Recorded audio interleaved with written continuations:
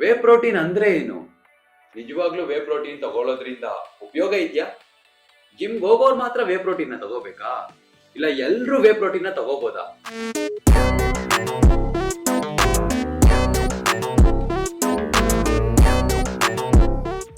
Hey buddies, welcome back to my YouTube channel fitness and fashion in Kannada. ನಾನು ನಿಮ್ಮ ಆದಿತ್ಯ.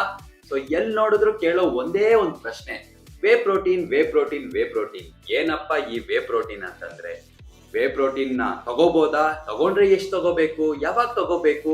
ಈ complete way protein ನ information ಈ ವಿಡಿಯೋದಲ್ಲಿ ಪ್ರೊವೈಡ್ ಮಾಡಿದ್ದೀನಿ. ಬಟ್ ಈ ಕಂಪ್ಲೀಟ್ ವಿಡಿಯೋನ ಎಲ್ಲೂ ಸ್ಕಿಪ್ ಮಾಡದೆ ದಯವಿಟ್ಟು ನೋಡಿ. ಇನ್ಫಾರ್ಮೇಶನ್ ಫುಲ್ ಆಗಿ ಪ್ರೊವೈಡ್ ಮಾಡಿದ್ದೀನಿ. ಸೊ ಸಬ್ಸ್ಕ್ರೈಬ್ ಮಾಡ್ಕೊಳ್ಳಿ. So let's get started.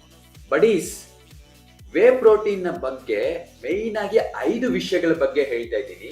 ಒಂದು, ನಿಜವಾಗ್ಲೂ ವೇ ಪ್ರೋಟೀನ್ ಅಂದ್ರೆ ಏನು? ವೇ ಪ್ರೋಟೀನ್ ಅಲ್ಲಿ ಯಾವ ತರ ವೇ ಪ್ರೋಟೀನ್ ಇದೆ? ಮೂರನೇದು, ನಿಜವಾಗ್ಲೂ ನಮ್ಗೆ ವೇ ಪ್ರೋಟೀನ್ ಬೇಕಂದ್ರೆ ಎಷ್ಟು ಬೇಕು ಒಂದ್ ದಿನಕ್ಕೆ? ನೆಕ್ಸ್ಟ್, ಇದನ್ನ ತಗೊಳ್ಳೋದ್ರಿಂದ ಸೈಡ್ ಎಫೆಕ್ಟ್ಸ್ ಏನಾದ್ರೂ ಆಗ್ಬೋದಾ? ಈ ಎಲ್ಲಾ ಇನ್ಫಾರ್ಮೇಶನ್ ನ ಕಂಪ್ಲೀಟ್ ಆಗಿ ಹೇಳ್ತಾ ಇದ್ದೀನಿ ಬಡೀಸ್. ಸೊ ದಯವಿಟ್ಟು ಕಂಪ್ಲೀಟ್ ವಿಡಿಯೋ ನೋಡಿ. ವೇ ಪ್ರೋಟೀನ್ ಅಂದ್ರೆ ಏನು ಬಡೀಸ್? ವೇ ಪ್ರೋಟೀನ್ ಅಂದ್ರೆ ಇದು ಒಂದು ಹಾಲಿನಿಂದ ಬರುವಂತಹ ಬೈ ಪ್ರಾಡಕ್ಟ್. ಏನಪ್ಪ ಹಾಲಿನಿಂದ ಹೆಂಗ್ ಬರುತ್ತೆ ಇದು ಅಂತ ಕೇಳ್ಬೋದು ನೀವು. ಹಾಲಿನಿಂದ ಹೆಂಗ್ ಬರುತ್ತೆ ಅಂದ್ರೆ, ಒಂದು ಚೀಸ್ ಪ್ರೊಡಕ್ಷನ್ ಮಾಡುವಾಗ, ಪನ್ನೀರ್ ಪ್ರೊಡಕ್ಷನ್ ಮಾಡುವಾಗ ನಮಗೆ ನೋಡ್ಬೋದು, ಪನ್ನೀರ್ ಮಾಡುವಾಗ ಲಿಕ್ವಿಡ್ ಮತ್ತೆ ಸಾಲಿಡ್ ಸಪರೇಷನ್ ಆಗತ್ತೆ. ಸಾಲಿಡ್ ಇಂದ ಪನ್ನೀರ್ ಮಾಡ್ತಾರೆ, ಲಿಕ್ವಿಡ್ ನ ಬಿಸಾಕ್ಬಿಡ್ತಾರೆ. ಕರೆಕ್ಟಾ? ಆ ಲಿಕ್ವಿಡ್ ನೇ ಆಕ್ಚುಲಿ ವೇ. ಆ ವೇನ ತಗೊಂಡು ಫರ್ದರ್ ಫಿಲ್ಟ್ರೇಷನ್ಸ್ ನ ಮಾಡಿ, ಡ್ರೈಯಿಂಗ್ ಮಾಡಿ, ಅದರಲ್ಲಿ ಎಸೆನ್ಷಿಯಲ್ ಅಮೈನೋ ಆಸಿಡ್ಸ್ ನ ಮಿಕ್ಸ್ ಮಾಡಿ. ಏನಕ್ಕಪ್ಪ ಎಸೆನ್ಷಿಯಲ್ ಅಮೈನೋ ಆಸಿಡ್ಸ್ ಅಂದ್ರೆ, ಬಾಡಿ ಅಬ್ಸಾರ್ಪ್ಷನ್ ಮಾಡ್ಕೊಳ್ಳಿ ಚೆನ್ನಾಗಿ ಅಂತ. ಈ ಎಲ್ಲದನ್ನು ಆಡ್ ಮಾಡಿಬಿಟ್ಟು ಫ್ಲೇವರ್ಸ್ ಕೂಡ ಆಡ್ ಮಾಡ್ತಾರೆ. ಇವನ್ನೆಲ್ಲ ಆಡ್ ಮಾಡಿಬಿಟ್ಟು ವೇ ಪ್ರೋಟೀನ್ ನ ಪ್ರೊಡಕ್ಷನ್ ಮಾಡ್ತಾರೆ. ಇದೇ ವೇ ಪ್ರೋಟೀನ್ ಅಂದ್ರೆ. ಬಡೀಸ್, ಎರಡನೇ ವಿಷಯ, ವೇ ಪ್ರೋಟೀನ್ ಅಲ್ಲಿ ಯಾವ ತರ ವೇ ಪ್ರೋಟೀನ್ ಇದೆ? ಮೈನ್ ಆಗಿ ವೇ ಪ್ರೋಟೀನ್ ಅಲ್ಲಿ 3 ತರ ವೇ ಪ್ರೋಟೀನ್ ಇದೆ ಬಡೀಸ್. ಒಂದು, ವೇ ಕಾನ್ಸಂಟ್ರೇಟ್. ಏನಪ್ಪ ಈ ವೇ ಕಾನ್ಸಂಟ್ರೇಟ್ ಅಂತಂದ್ರೆ, ಫಸ್ಟ್ ಫಿಲ್ಟ್ರೇಷನ್ ನಡೆಯುತ್ತಾ ಬಡೀಸ್? ಫಸ್ಟ್ ಫಿಲ್ಟ್ರೇಷನ್ ಆದಾಗ ನಮ್ಗೆ ಸಿಗುವಂತಹ ಪ್ರಾಡಕ್ಟ್ 100% ಕಾನ್ಸಂಟ್ರೇಟೆಡ್ ವೇ ಪ್ರೋಟೀನ್. ಇದರಲ್ಲಿ ನಮ್ಗೆ ಪ್ರೋಟೀನ್ ಇರುತ್ತೆ, ಕಾರ್ಬೋಹೈಡ್ರೇಟ್ಸ್ ಇರುತ್ತೆ, ಅದೇ ತರ ಒಂದ್ ಸ್ವಲ್ಪ ಮಟ್ಟಿಗೆ ಫ್ಯಾಟ್ಸ್ ಕೂಡ ಇರುತ್ತೆ ಬಡೀಸ್. ಇದು ನಮ್ಗೆ ಬಡ್ಜೆಟ್ ಅಲ್ಲಿ ಕೂಡ ಸಿಕ್ಬಿಡುತ್ತೆ. ಒಂದು 1500 ರೂಪಾಯಿಯಿಂದ 2200 ರೂಪಾಯಿ ಒಳಗಡೆ 1 kg ನಮ್ಗೆ ವೇ ಪ್ರೋಟೀನ್ ಸಿಕ್ಬಿಡುತ್ತೆ. ಸೆಕೆಂಡ್ ಒನ್ ಬಂದ್ಬಿಟ್ಟು ಐಸೋಲೇಟೆಡ್ ವೇ. ಏನಪ್ಪ ಈ ಐಸೋಲೇಟೆಡ್ ವೇ ಅಂತಂದ್ರೆ ಬಡೀಸ್, ಇದರಲ್ಲಿ carbohydrates fats complete cut down ಮಾಡಿರ್ತಾರೆ. ಚೂರ್ ಅಂದ್ರೆ ಒಂದ್ ಚೂರ್ ಇರುತ್ತೆ ಅಷ್ಟೇ.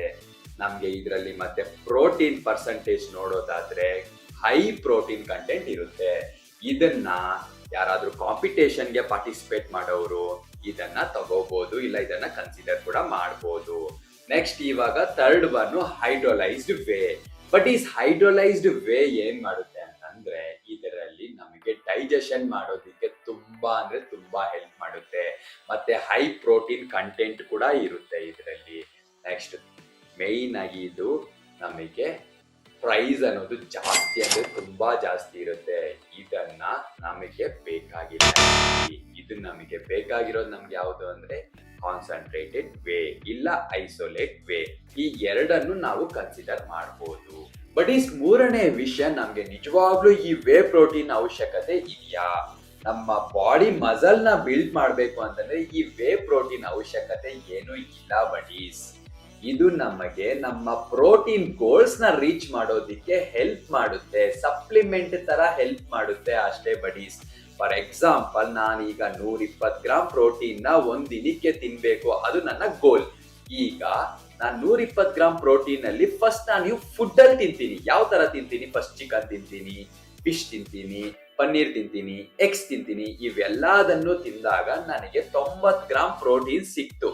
ಈಗ ನನಗೆ ಬೇಕಾಗಿರುವಂತಹ 30 ಗ್ರಾಮ್ ಪ್ರೋಟೀನ್ ನ 1 ಸ್ಕೂಪ್ ವೇ ಪ್ರೋಟೀನ್ ನ ತಗೊಂಡು ನಾನು ಕುಡಿದಾಗ ನೀರಲ್ಲಿ ಮಿಕ್ಸ್ ಮಾಡ್ಕೊಂಡು ನನಗೆ 30 ಗ್ರಾಮ್ ಪ್ರೋಟೀನ್ ಅನ್ನೋದು ಸಿಕ್ಬಿಟ್ಟು ಟೋಟಲ್ ಆಗಿ 120 ಗ್ರಾಮ್ ಆಯ್ತು. ಈ 120 ಗ್ರಾಮ್ ಪ್ರೋಟೀನ್ ನನ್ನ ಪ್ರೋಟೀನ್ ಗೋಲು ಕಂಪ್ಲೀಟ್ ಆಯ್ತು. ಈ ತರ ಇದು ಹೆಲ್ಪ್ ಮಾಡುತ್ತೆ. 90 ಗ್ರಾಮ್ ನನಗೆ ಫುಡ್ ಇಂದ ಸಿಕ್ತು, ಇನ್ನ 30 ಗ್ರಾಮ್ ಈ ವೇ ಪ್ರೋಟೀನ್ ತಗೊಳ್ಳೋದ್ರಿಂದ ನನ್ನ ಪ್ರೋಟೀನ್ ಗೋಲ್ ಅನ್ನೋದು ರೀಚ್ ಆಯ್ತು. ಈ ತರ ಇದು ನಮಗೆ ಹೆಲ್ಪ್ ಮಾಡುತ್ತೆ ಅಷ್ಟೇ ಬಡೀಸ್. ಬೇರೆ ಯಾವ ತರನು ಇದು ಮಸಲ್ ನ ಗ್ರೋ ಮಾಡ್ಬಿಡುತ್ತೆ ಅನ್ನೋದಕ್ಕೆ ಯಾವುದೇ ತರ ಪ್ರೂಫ್ ಇಲ್ಲ. ಇದು ಅಷ್ಟೇ ಬಡೀಸ್. 4ನೇ ವಿಷಯ, ನಮ್ಮ ಬಾಡಿಗೆ ಎಷ್ಟು ಈ ಪ್ರೋಟೀನ್ ಅನ್ನೋದು ಬೇಕು ಮತ್ತೆ ಯಾವಾಗ ಈ ಪ್ರೋಟೀನ್ ಅನ್ನೋದನ್ನ ತಗೋಬೇಕು. ಸೈನ್ಸ್ ಪ್ರಕಾರ 0.8 gram to 1.2 gram of and body weight ಅಷ್ಟು ನಾವು ಪ್ರೋಟೀನ್ ನ ತಗೋಬೇಕು ಬಡೀಸ್. ಫಾರ್ ಎಕ್ಸಾಂಪಲ್ ನನ್ನ ವೆಯ್ಟ್ 70 kgs ಇದೆ ಅಂತ ಅನ್ಕೊಂಡ್ರೆ 55 to 80 gram of and protein ನ ತಗೊಂಡ್ರೆ ಸಾಕು ಒಂದು ಕಾಮನ್ ಮ್ಯಾನ್ ಗೆ ಅವ್ನ್ ಪ್ರೋಟೀನ್ ಗೋಲ್ಸ್ ನ ರೀಚ್ ಮಾಡ್ದಂಗೆ. ನೆಕ್ಸ್ಟ್ ಇವಾಗ ನಾನು ಕಾಂಪಿಟೇಷನ್ ಹೋಗ್ಬೇಕು ಅಂತ ಅಂದಾಗ ಮಾತ್ರ ಅವ್ನ್ ಪ್ರೋಟೀನ್ ಇಂಟೇಕ್ ನ ಹೈಯಲ್ಲಿ ಇರ್ತಾನೆ. ಏನಕ್ಕೆ ಅಂದ್ರೆ ಮಸಲ್ ಚೆನ್ನಾಗಿ ಗ್ರೋ ಆಗ್ಲಿ ಅಂತ. ಆವಾಗ ಅವ್ನ್ ಬಾಡಿ ವೆಯ್ಟ್ ಗೆ 2 ಗ್ರಾಮ್ ಪರ್ ಕೆಜಿ ಅಷ್ಟು ಅವನು ಏನ್ ಮಾಡ್ತಾನೆ, ಪ್ರೋಟೀನ್ ಇಂಟೇಕ್ ನ ತಗೊಂತಾನೆ. ಇವಾಗ 70 ಅಂತ ಅಂದಾಗ 7 2s ಎಷ್ಟಾಯ್ತು, 140 ಗ್ರಾಮ್ ಆಫ್ ಅಂಡ್ ಪ್ರೋಟೀನ್ ನ ಅವನು ತಗೊಂತಾನೆ. ಹೆಂಗ್ ತಗೊಂತಾನೆ, ಫುಡ್ ಇಂದ ಆದ್ರೂ ತಗೋಬಹುದು, ಇಲ್ಲ ಅಂದ್ರೆ ವೇ ಪ್ರೋಟೀನ್ ಇಂದ ಆದ್ರೂ ತಗೋಬಹುದು. ಮ್ಯಾಕ್ಸಿಮಮ್ ನಾವು ಫುಡ್ ಇಂದಾನೇ ತಗೋಬೇಕು ಬಡೀಸ್. ಎಲ್ಲ ಫುಡ್ ಇಂದ ತಗೋಬಿಟ್ಟು ಇದನ್ನ ವೇ ಪ್ರೋಟೀನ್ ನ ಒಂದು ಸಪ್ಲಿಮೆಂಟ್ ತರ ಆಡ್ ಮಾಡ್ಕೋಬೇಕಷ್ಟೇ. ನಮ್ ಪ್ರೋಟೀನ್ ಗೋಲು ರೀಚ್ ಆಗ್ಲಿಲ್ಲ ಅಂದಾಗ ಮಾತ್ರ ಇದನ್ನ ನಾವು ಸಪ್ಲಿಮೆಂಟ್ ತರ ಆಡ್ ಮಾಡ್ಕೋಬೇಕಷ್ಟೇ ಬಡೀಸ್. 5ನೇ ವಿಷಯ, ಈ ವೇ ಪ್ರೋಟೀನ್ ನ ಸೈಡ್ ಎಫೆಕ್ಟ್ಸ್ ಏನು, ನಿಮ್ಗೆ ಏನಾದ್ರೂ ಎಕ್ಸ್ಪೀರಿಯನ್ಸ್ ಆಗಿದೆಯಾ ಬಡೀಸ್? ನನ್ನ ಎಕ್ಸ್ಪೀರಿಯನ್ಸ್ ಪ್ರಕಾರ ಸ್ಟಾರ್ಟ್ ಸ್ಲೋ ಆಗಿ ಸ್ಟಾರ್ಟ್ ಮಾಡ್ಕೊಳ್ಳಿ. ಅಂದ್ರೆ ಹಾಫ್ ಸ್ಕೂಪ್ ಇಂದ ಸ್ಟಾರ್ಟ್ ಮಾಡಿ, ನೆಕ್ಸ್ಟ್ 1 ಸ್ಕೂಪ್ ಹೋಗಿ, ಆ ತರ ಇನ್ಕ್ರೀಸ್ ಮಾಡ್ಕೋಬೇಕು. ಒಂದೇ ಸತಿ 2 ಸ್ಕೂಪು 3 ಸ್ಕೂಪು ಆ ತರ ತಗೊಂಡಾಗ ನಮಗೆ ಕಾನ್ಸ್ಟಿಪೇಷನ್ ಪ್ರಾಬ್ಲಮ್ಸ್ ಅನ್ನೋದು ಜಾಸ್ತಿ ಫೇಸ್ ಮಾಡ್ತೀವಿ ಬಡೀಸ್. ಮತ್ತೆ ಲ್ಯಾಕ್ಟೋಸ್ ಟಾಲರೆಂಟ್ ಪರ್ಸನ್ಸ್ ತುಂಬಾ ಜನ ಇರ್ತಾರೆ. ಅವ್ರಿಗೆ ಈ ವೇ ಪ್ರೋಟೀನ್ ಅನ್ನೋದು ಅವ್ರಿಗೆ ಸೂಟ್ ಆಗಲ್ಲ. ಅವರು ಆಲ್ಟರ್ನೇಟ್ ಆಗಿ ಪ್ಲಾಂಟ್ ಪ್ರೋಟೀನ್ ಇಲ್ಲ ಅಂದ್ರೆ ಐಸೋಲೇಟ್ ವೇನ ಅವರು ಕನ್ಸಿಡರ್ ಮಾಡ್ಬೋದು. ನೆಕ್ಸ್ಟ್ ಇವೆಲ್ಲ ಆದ್ಮೇಲೆ ನೆಕ್ಸ್ಟ್ ಮೇನ್ ಆಗಿ ಈ ವೇ ಪ್ರೋಟೀನ್ ಮೇಲೆ ನೀವು ಡಿಪೆಂಡ್ ಆಗ್ಬೇಡಿ. ಮೇನ್ ಆಗಿ ರಿಯಲ್ ಫುಡ್ ಮೇಲೆ ಡಿಪೆಂಡ್ ಆಗಿ. ಯಾವಾಗೂ ಅಷ್ಟೇ ಈ ವೇ ಪ್ರೋಟೀನ್ ಅನ್ನೋದು ರಿಯಲ್ ಫುಡ್ ನ ರೀಪ್ಲೇಸ್ ಮಾಡಕ್ಕಂತೂ ಆಗೋದೇ ಇಲ್ಲ. ರಿಯಲ್ ಫುಡ್ ಅನ್ನೋದೇ ಮೇನು. ರಿಯಲ್ ಫುಡ್ ಮೇಲೆ ಕಾನ್ಸಂಟ್ರೇಟ್ ಮಾಡಿ. ಜಸ್ಟ್ ನಿಮ್ ಪ್ರೋಟೀನ್ ಗೋಲ್ಸ್ ನ ರೀಚ್ ಮಾಡಕ್ ಮಾತ್ರ ನಾವು ಈ ಸಪ್ಲಿಮೆಂಟ್ ನ ಆಡ್ ಮಾಡ್ಬೇಕಷ್ಟೇ. ಜಸ್ಟ್ ಇದು ಅಡಿಷನ್ ಅಷ್ಟೇ. ಮೇನ್ ಆಗಿರೋದು ನಮ್ಮ ರಿಯಲ್ ಫುಡ್ ಮೇಲೆ ಕಾನ್ಸಂಟ್ರೇಟ್ ಮಾಡಿ. ಈ 5 ವಿಷಯಗಳು ತಿಳಿತಲ್ವಾ ಬಡೀಸ್? ಈಗ ಈ ವೇ ಪ್ರೋಟೀನ್ ನ ಯಾರ್ಯಾರು ತಗೋಬಹುದು? ಈ ವೇ ಪ್ರೋಟೀನ್ ನ 18 ವರ್ಷದಿಂದ 90 ವರ್ಷ ಆಗಿರುವಂತಹ ನಮ್ ಗ್ರ್ಯಾಂಡ್ ಪೇರೆಂಟ್ಸ್ ಕೂಡ ಇದನ್ನ ತಗೋಬಹುದು. ಇದು ಕಂಪ್ಲೀಟ್ಲಿ ಸೇಫ್. ಆದ್ರೆ ಒಂದು ಟ್ರಸ್ಟಿಫೈಡ್ ಬ್ರ್ಯಾಂಡ್ ನಿಂದ ತಗೋಬೇಕು. ಟ್ರಸ್ಟಿಫೈಡ್ ಬ್ರ್ಯಾಂಡ್ ಅಂದ್ರೆ ಆ brand every batch 3rd party lab test ಅನ್ನೋದನ್ನ ಪಾಸ್ ಮಾಡಿರ್ಬೇಕು.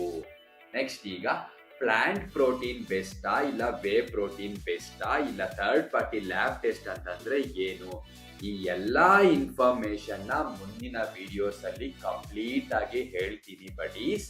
ಸೊ ಪ್ಲೀಸ್ ಸಬ್ಸ್ಕ್ರೈಬ್ ಮಾಡ್ಕೊಂಡು ಬೆಲ್ ಐಕಾನ್ ಆನ್ ಅಲ್ಲಿ ಇಟ್ಕೊಂಡಿರಿ. ಮತ್ತೆ ಇಷ್ಟು ಗಂಟ ನಮ್ಮ ವಿಡಿಯೋನ ನೋಡಿದೀರಾ ಅಂತಂದ್ರೆ ನಿಮ್ಗೆ ಇಷ್ಟ ಆಗಿದೆ ಅಂತ ಭಾವಿಸ್ತಾ ಇದ್ದೀನಿ. ಸೊ ಪ್ಲೀಸ್ ಲೈಕ್ ಮಾಡಿ.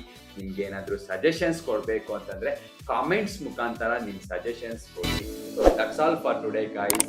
Please subscribe fitness and fashion in Kannada. Take care. By.